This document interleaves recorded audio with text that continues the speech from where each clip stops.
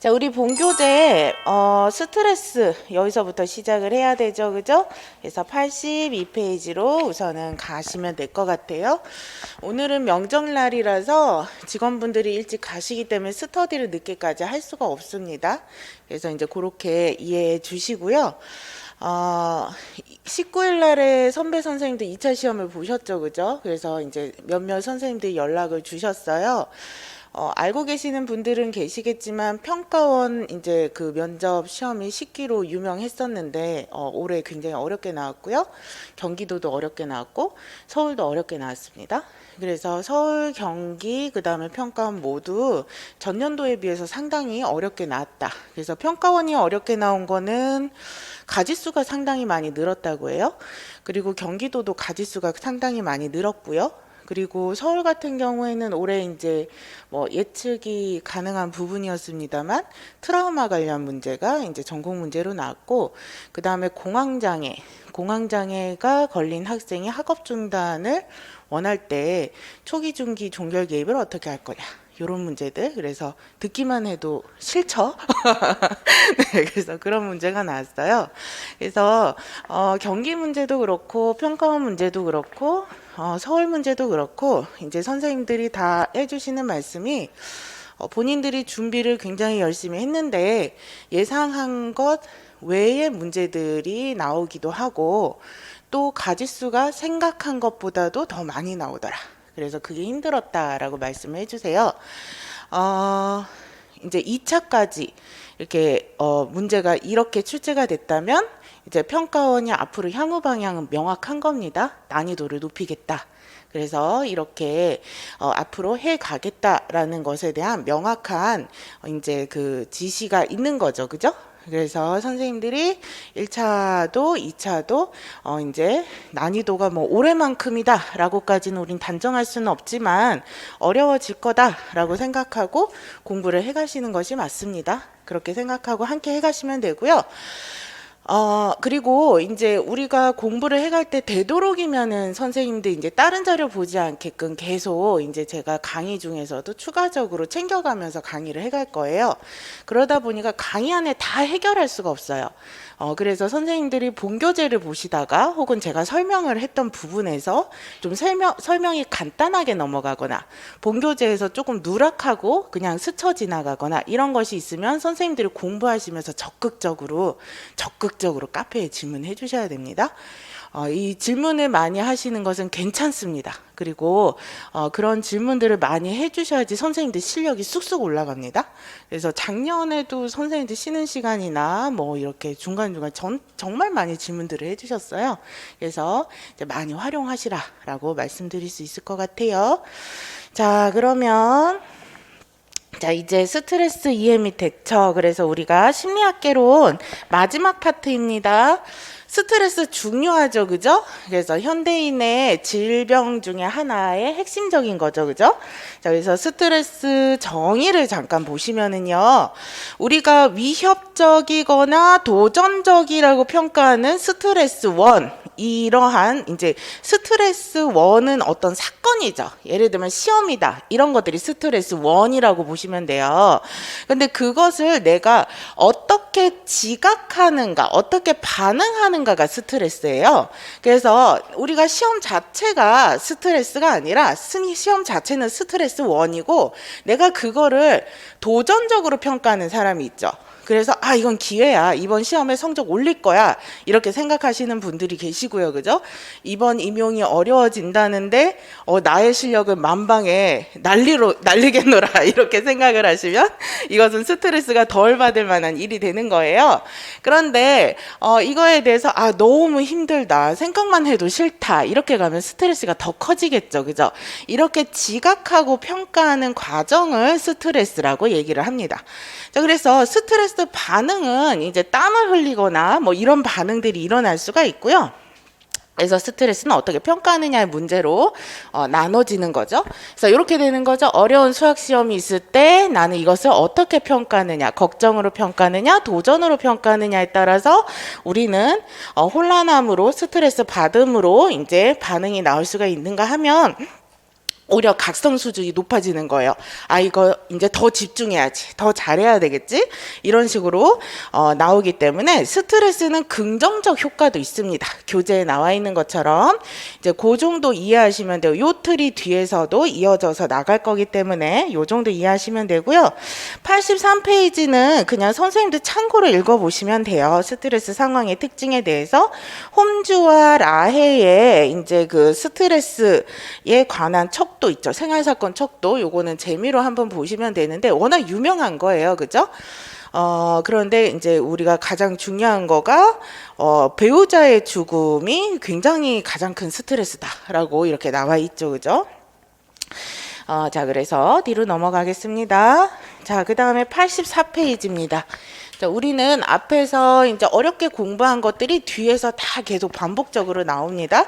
자, 그래서 투쟁 도피 반응이라는 것이 어떻게 되는가가 나와 있었죠. 그죠?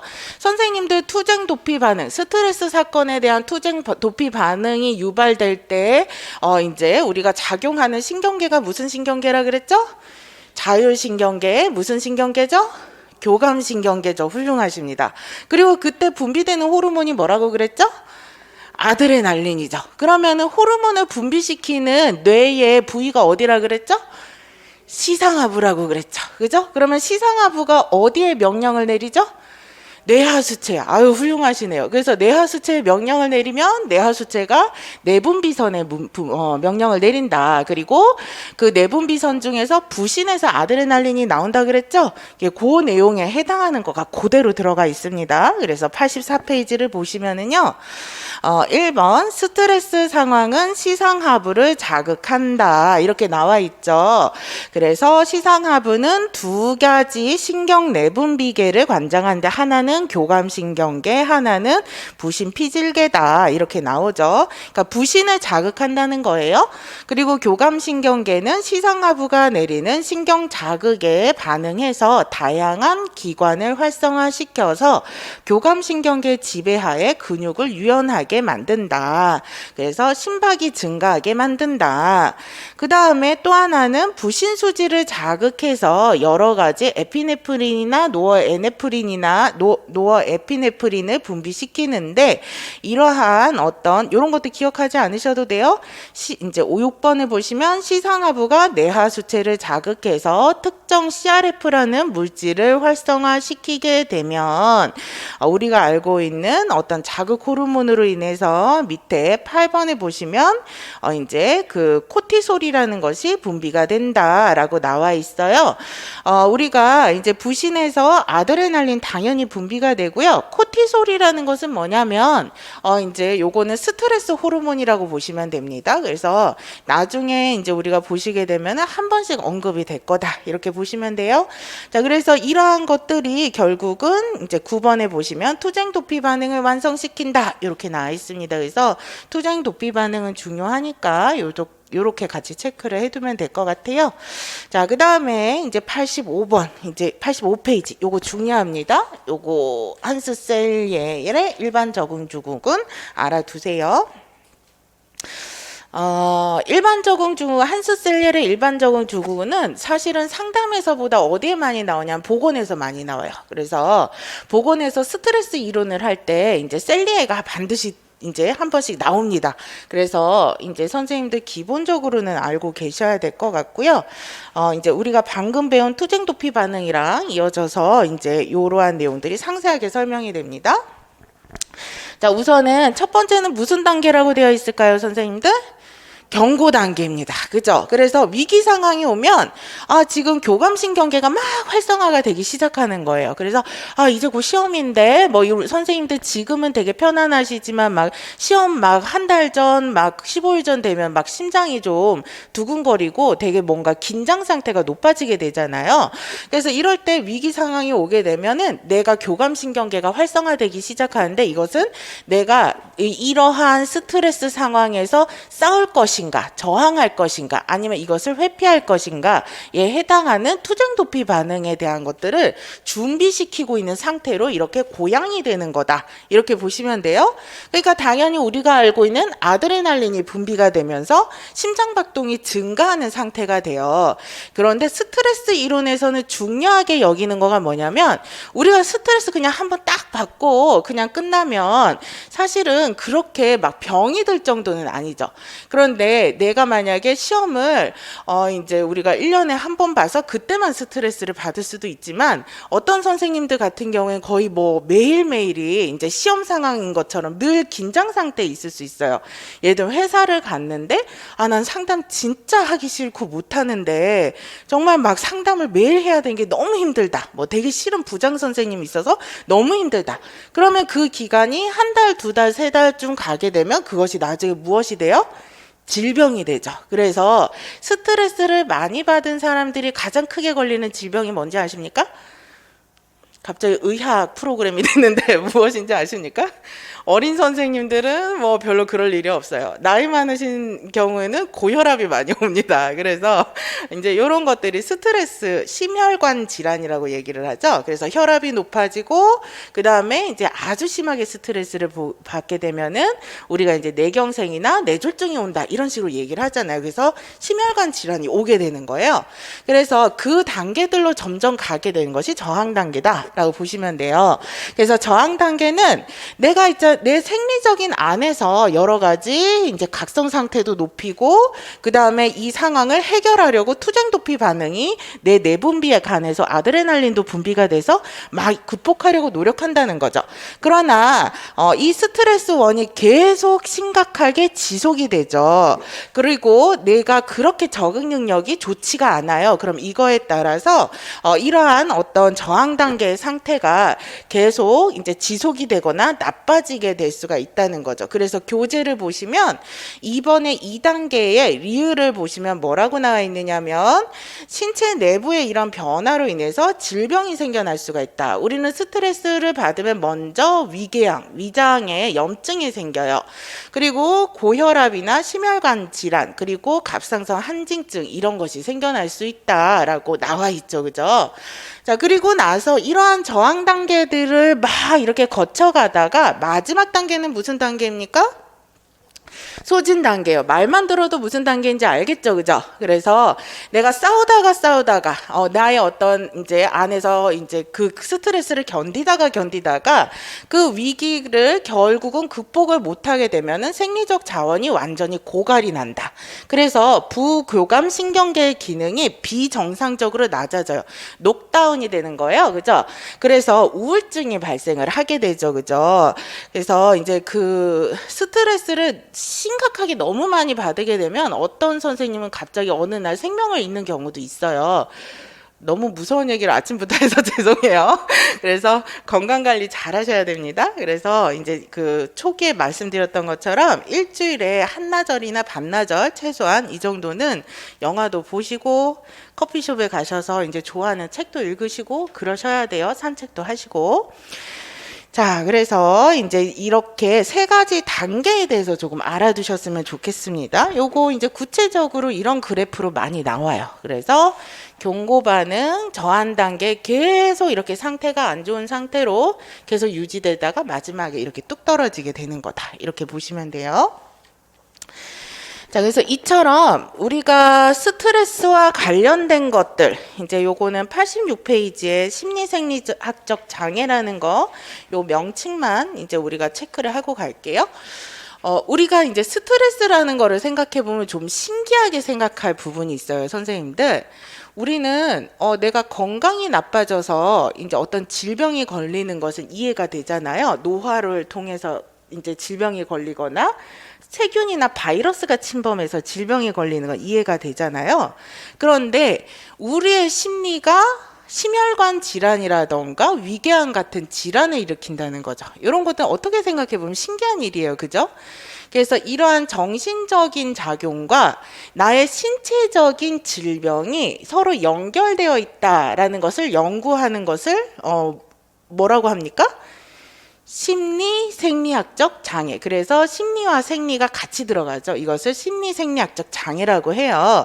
그래서 방금 얘기했던 고혈압이 대표적인 심리 생리학적 장애다. 이렇게 보시면 된다라는 거죠. 그래서 우리가 사회적 성취를 굉장히 많이 하고 성격이 조급하고 경쟁적인 사람들 있죠. 그래서 선생님들 뭐 회사나 이런 데 가보면 뭐 이렇게 되게 다른 사람보다 승진을 빨리 해요. 그런데 그런 사람들 보면 성질이 어때요? 되게 급하고 짜증 많이 내잖아요. 뭐 꼭 그런 사람만 있는 건 아니지만 그런 사람들은 혈압이 높은 사람들이 많다라는 거죠. 심혈관 질환에 걸릴 확률이 높다는 거죠. 그래서 이러한 것들이 대표적인 심리 생리학적 장애라고 보시면 됩니다. 그래서 신체적 생리적인 문제 중에서 정서가 우리의 건강을 나쁘게 한다라는 거예요. 그래서 대표적으로 천식, 고혈압, 궤양, 대장염. 우리 선생님도 우리 스트레스 받을 때 민감성 대장증후군을 그쵸 화장실 가게 되잖아요. 그죠? 그래서 이런 것들이 다 심리적인 것으로 인한 나의 신체적 질환이라는 거죠. 자, 그래서 이러한 요 조금 재밌는 부분이라서 3번 잠깐 읽고 갈게요. 고혈압 환자는 삶에 위협적으로 느끼는 사람들이래요. 그래서 항상 경계심을 가진 사람이라고 얘기하고요. 대장염 환자는 화를 잘 표출하지 못하는 사람이다. 이런 연구 결과들이 있습니다. 그래서 재밌죠, 그죠? 그래서 선생님들 너무 참지 마시라고 내가 만약에 배가 아파서 화장실을 가면 나 너무 참는 사람인가에 대해서 조금 생각해 보실 필요가 있어요, 그죠? 그래서 이제 이런 장애를 연구했기 때문에 우리가 알고 있는 그 유명한 뭐가 나옵니까? A타입 성격이 나오는 거죠. 그래서 A타입 성격 방금 말씀드렸던 거죠.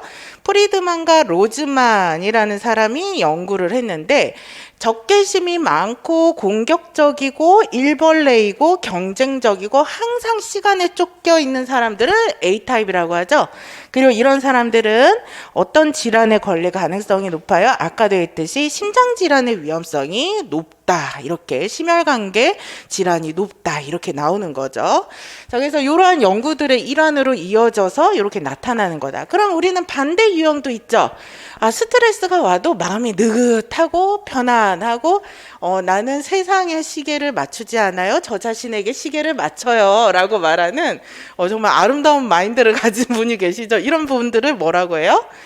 B타입이라고 얘기를 하죠. 그래서 B타입은 원만하고 느긋해요. 당연히 심혈관계 질환을 앓겠습니까? 안 앓겠습니까?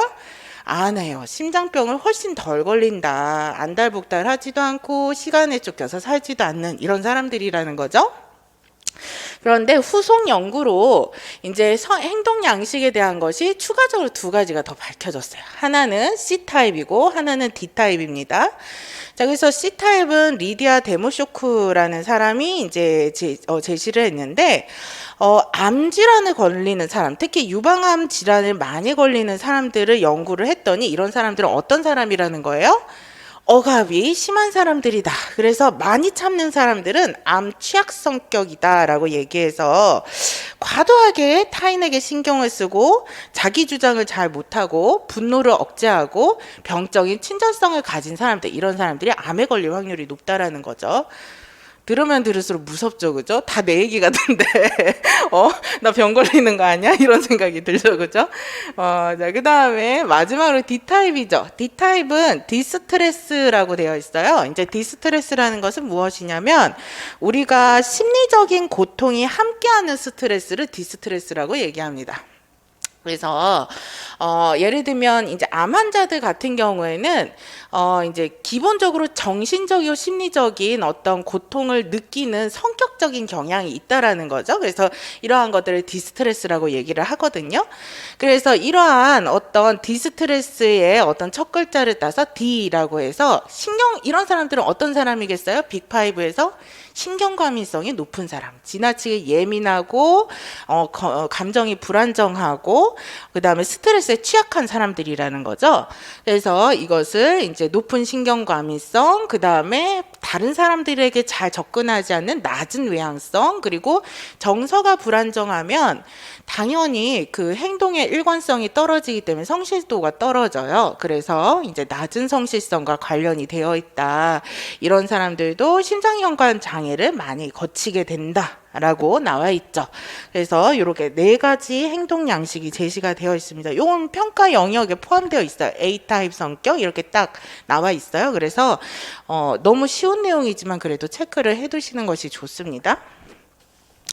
자, 그 다음에 이제 마지막으로 요거 가장 중요한 이론이죠. 이제 스트레스 이론에서 셀리의 이론이랑 라자러스 포크만, 요거 이제 철자가 틀렸어요. 푸크만이라고 되어 있는데 포크만이에요. 그래서 오탈자나 아니면 내용에서 조금 고쳐야 될 부분이 있는 건 이론 1권이 끝나고 카페에 다 업로드 될 겁니다. 그때 체크하셔도 돼요. 자, 그래서 이제 라자러스 포크만의 스트레스 평가 대처 모델이다라고 보시면 될 것 같아요. 우리 라자러스의 이론 언제 배웠죠?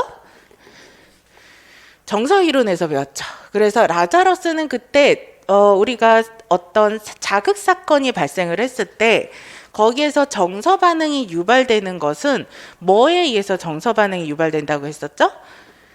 그렇습니다. 인지적 평가에 의해서 이제 정서 반응이 유발이 된다. 그래서 라자러스는 인지적 평가를 중요하게 여겼죠. 그죠?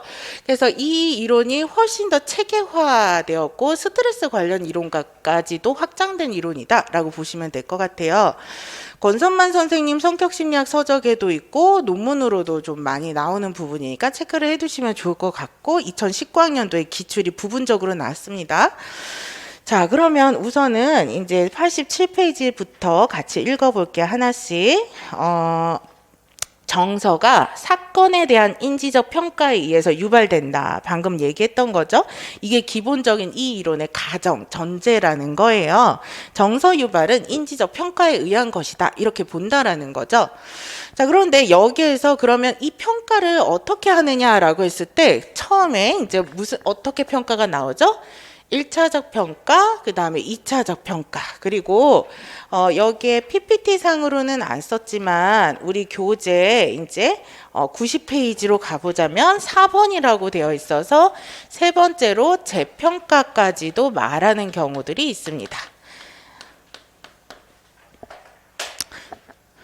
자, 그래서 이렇게 나간다라고 보시면 될 것 같아요.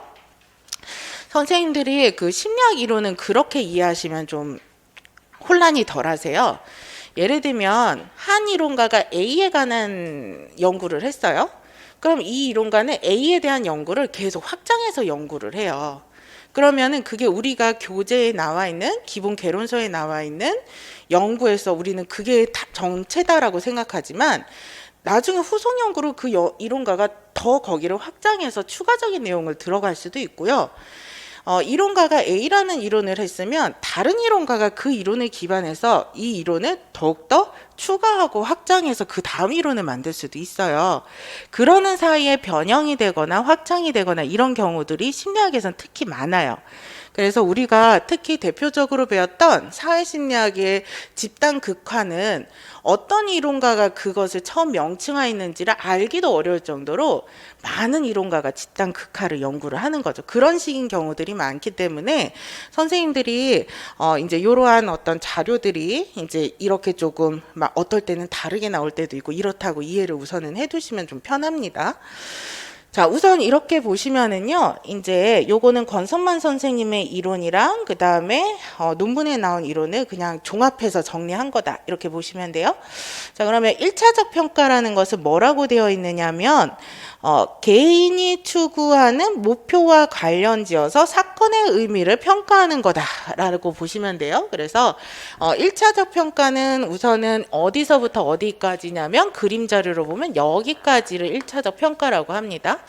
그래서 기본적으로 이렇게 평가를 하는 전체적인 과정 안에서 무엇에 관련해서 평가를 한다고요? 목표와 관련해서 의미를 평가한다. 그럼 선생님도 이건 어렵지 않아요. 예를 들면 선생님들이 이제 전문 상담 교사가 되고자 하는 목표가 있어요. 그럼 시험이라는 것을 볼 때 선생님들은 시험에 대해서 정서가 막 유발이 되겠어요? 안 유발이 되겠어요? 유발이 될 수밖에 없죠. 그런데 이제 선생님들께서 이제 뭐 저기 아메리카에 이제 그 어떤 나비가 날아다닌다라는 기사를 봤어요. 그러면 그거를 보면서 선생님들의 정서가 유발이 될 일은 없다라는 거예요.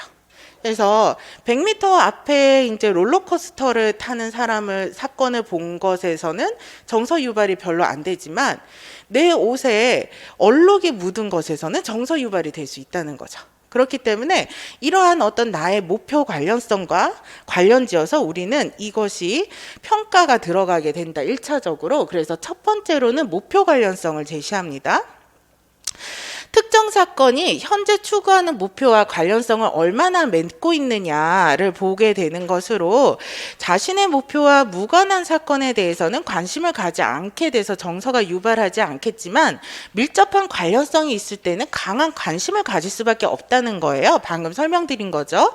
자, 그러면은 그거 다음에 두 번째, 내가 이번 시험은 내가 하고자 하는 목표랑 너무 관련이 있어. 그러면 정서가 유발이 된다, 안 유발이 된다 해서 정서가 어떻게 돼요? 유발이 된다라는 거죠. 그런데 시험에 대해서 아까 스트레스 평가죠. 이건 도전이야 라고 하게 되면 정서가 어느 쪽으로 가게 되는 거예요? 긍정 정서로 가겠지만 이거 나 걱정되고 너무 잘할 수 있을지 염려돼 하게 되면 어디로 간다는 거예요? 부정정서로 가게 된다는 거죠. 이게 바로 목표 합치성이라는 거죠. 그래서 이 지금 겪는 사건이 내가 추구하고자 하는 전문 상담교사라는 목표에 과연 도움이 되는 사건인가, 이것이 나에게 이득이 되고 도움이 되는 사건으로 이해되는가에 따라서 긍정 감정을 경험하느냐 부정 감정을 경험하느냐가 달라지게 된다라는 거예요. 그리고 나서 이거는 이제 좀 큰 개념이잖아요. 그러면 이제 세부적으로 우리가 느끼는 감정에 대한 이제 그 세부적인 내용들을 뭐라고 한다는 거예요? 자아관여성이라고 얘기를 한다. 예를 들면 방금 얘기했던 것처럼 시험이 나에게 어떤 위협으로 느껴져요.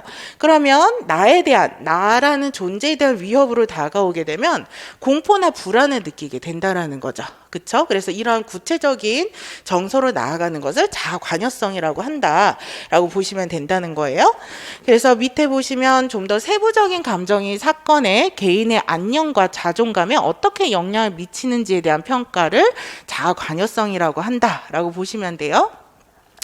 자, 우선은 여기까지 보시면 되는데, 이거가 여기에서 이제 조금 더 나아가서 추가적으로 이제 보게 될 부분이 있어요. 89페이지를 잠깐 보시면은요, 이러한 1차적인 평가 과정은 이라고 5번에 되어 있는 부분부터 보시면 됩니다.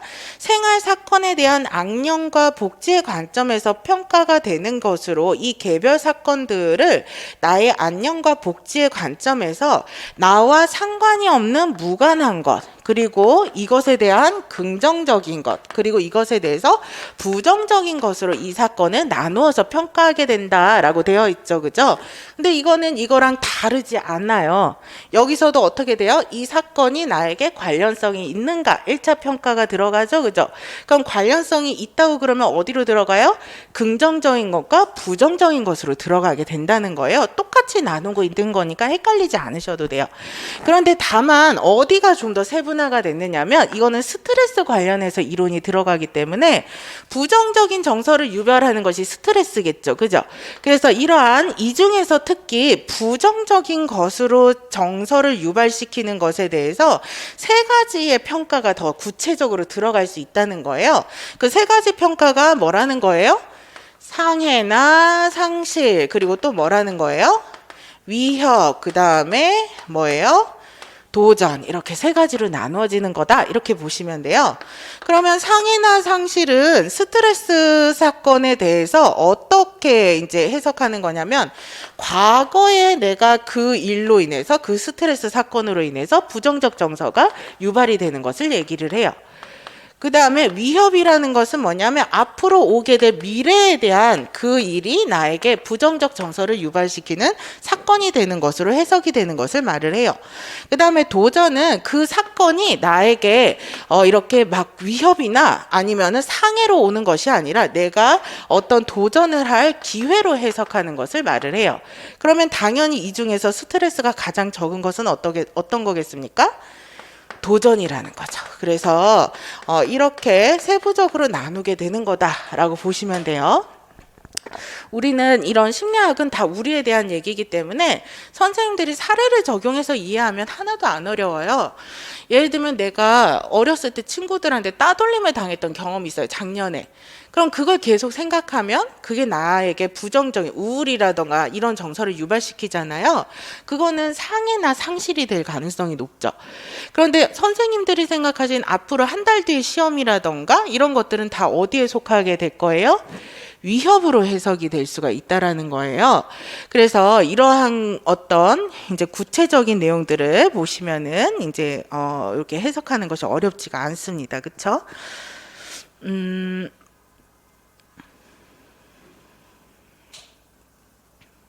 그쵸. 자, 그 다음에 도전에 대해서 한번 읽어볼게요.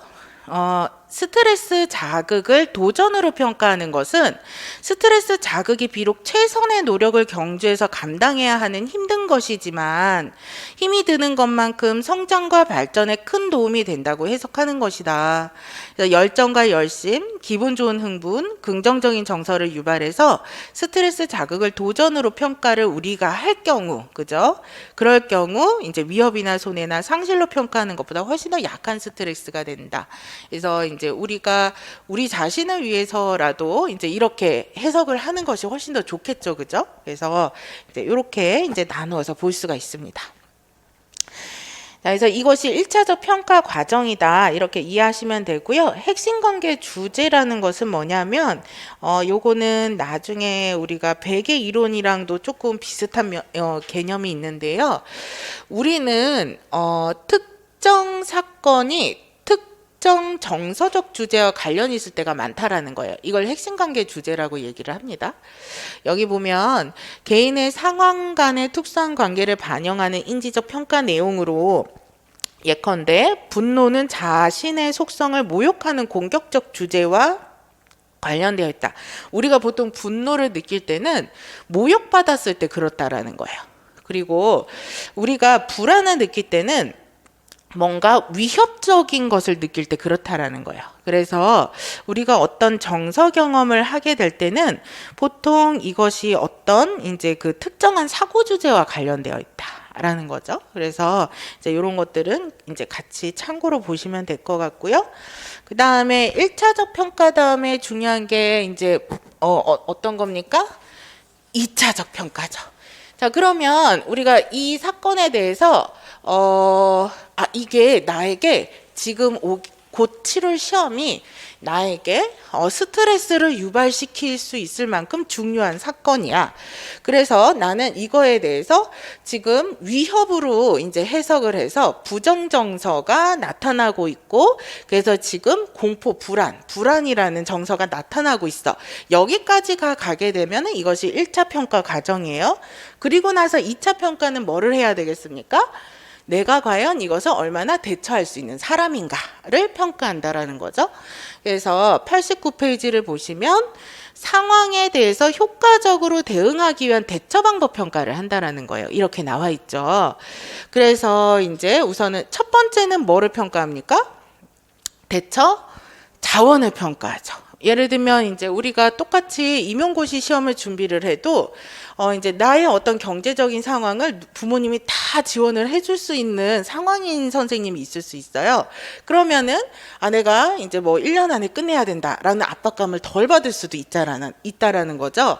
이제 이런 거라던가 아니면 내가 건강이 굉장히 건강해요. 그래서 체력으로는 자신이 있죠. 그러면 스트레스를 덜 받을 수가 있죠. 그리고 주변에서 굉장히 지지를 많이 해줄 수가 있죠. 그러면 이런 것들은 스트레스를 덜 받게 되는 거예요. 그래서 이제 이러한 것들이 대처 자원 평가, 내가 동원할 수 있는 대처 자원이 뭐냐라는 것을 평가하는 거죠.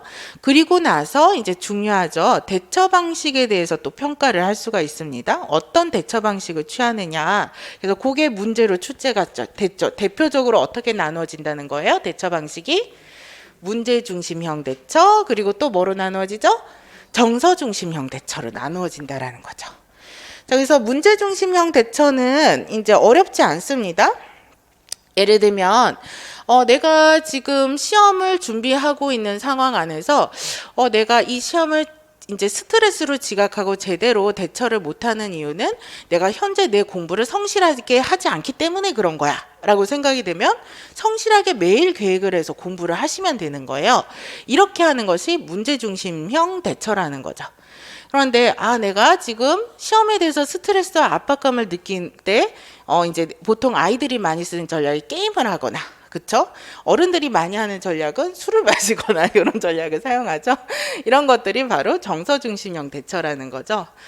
어느 쪽이 그 정서의 우울감을 더 많이 유발시키겠습니까? 그쵸? 정서중심형 대처가 더 우울감을 많이 유발시킵니다. 자, 그래서 이제 하나씩 읽어볼게요. 문제가 무엇인지 이제 대처 판단하고 해결책을 생각한 다음에 각각의 장단점을 분석해서 대안을 선택하는 대처 방법을 얘기한다. 이것이 문제중심형 대처예요. 그래서 이것은 스트레스 상황을 변화시키거나 목표를 변경시키거나 해결책을 세우는 방식으로 이루어지고, 이런 사람들은 자기조절 능력이 가능하다라는 거죠. 자, 그런데 그래서 이러한 문제중심형 대처인 사람들은 스트레스 상황에 처했을 때나 그 이후에 우울의 정도를 낮게 보인다라는 거죠. 자, 그런데 정서중심형 대처는 부정적인 감정이 언습하지 않도록 감정의 반응을 바꾸는 대처 방식으로 이제 유해한 자극을 단순히 회피하면서 이제 심리적 불편감을 감소하려고 하거나 이런 전략을 많이 사용한다는 거죠. 그래서 운동에 몰입하거나 알코올에 빠지거나 이제 화풀이를 하거나 이런 식으로 해결한다라는 거예요. 자, 그래서 뒤로 넘어갈게요. 90페이지. 자, 그래서 이러한 어떤 대처 방식으로 이렇게 나누어지는데, 그 외에 부정적 감정의 극복 방법으로 이제 5가지, 6가지가 나왔잖아요.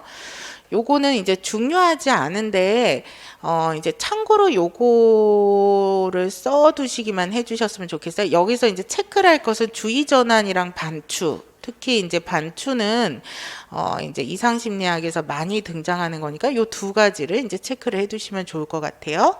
자, 그래서 주의전환과 반추 옆에 요것만 써두세요.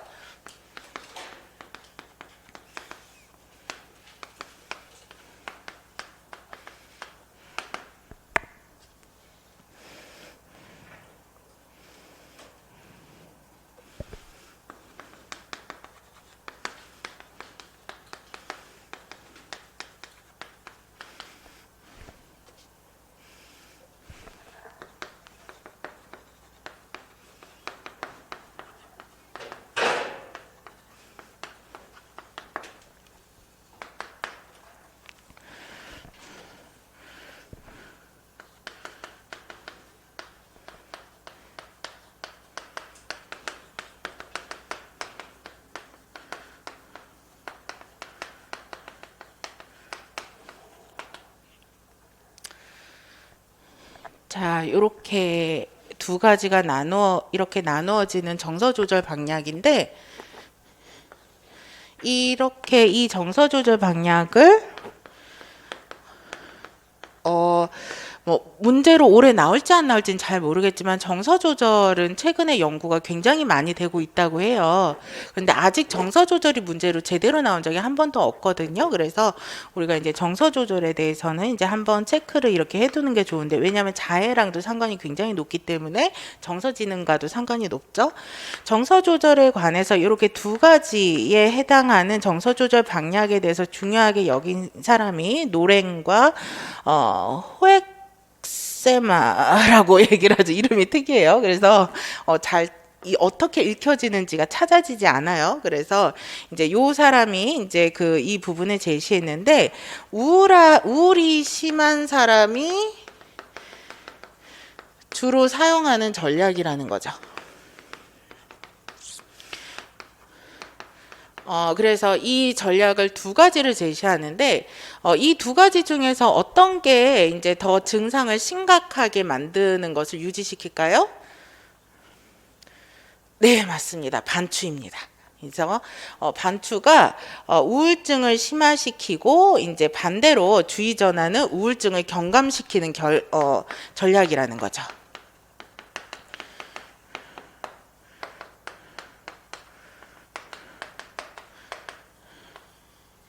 그래서 이렇게 이제 한 가지 더 이제 체크를 해서 써 두시기만 해 두셨으면 좋겠어요.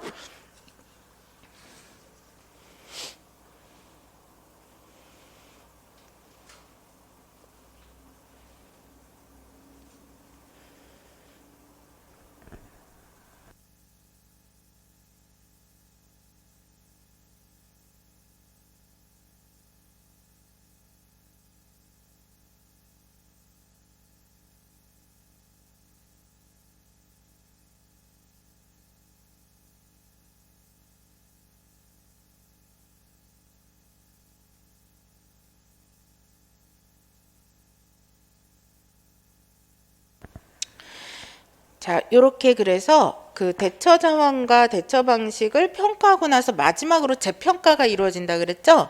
이제 재평가가 밑에 설명되어 있는데 요 재평가 자체에 대한 그냥 기본적인 정의는 1차 평가 교재가 없습니다. 1차 평가와 2차 평가에 대해서 다시 한번 재평가하는 것을 말을 해요. 그래서 이것이 세 번째로 있을 수도 있고 없을 수도 있다고 그래요. 재평가는. 그래서 있을 수도 있을 때 1차와 2차 평가를 다시 한번 평가하는 것을 말한다.